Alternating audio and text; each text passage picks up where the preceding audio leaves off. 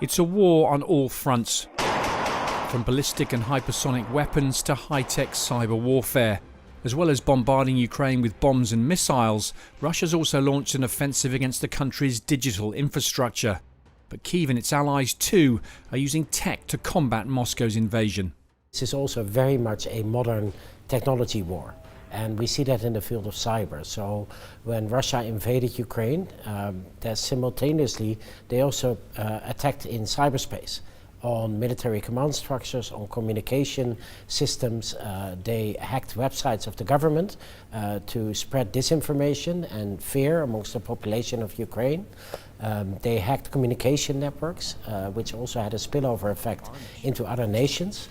For example, the Viasat network, which is widely used across the world, was hacked. So there was a lot of collateral damage as well. So what we see in the war in Ukraine is that cyber will very much be a part of any future war that we have.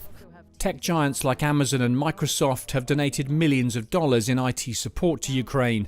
Other companies have helped develop mobile phone tech for Ukrainians and provided satellite imagery. And tech is even being used to assess what the average Russian soldier is telling his comrades or family back home.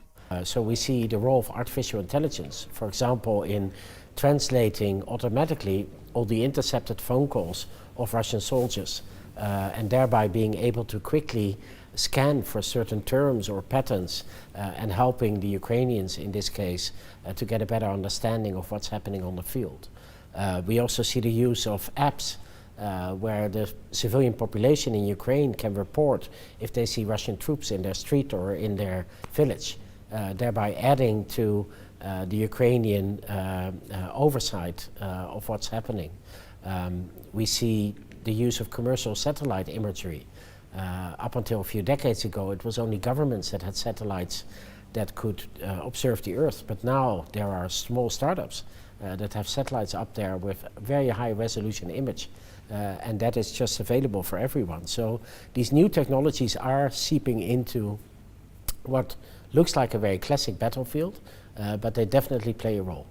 Artificial intelligence is a growing area in all modern militaries, filtering and sifting data from sensors to ensure pilots or tank commanders, for instance, only receive the key information they need. But NATO's aware it comes with dangers.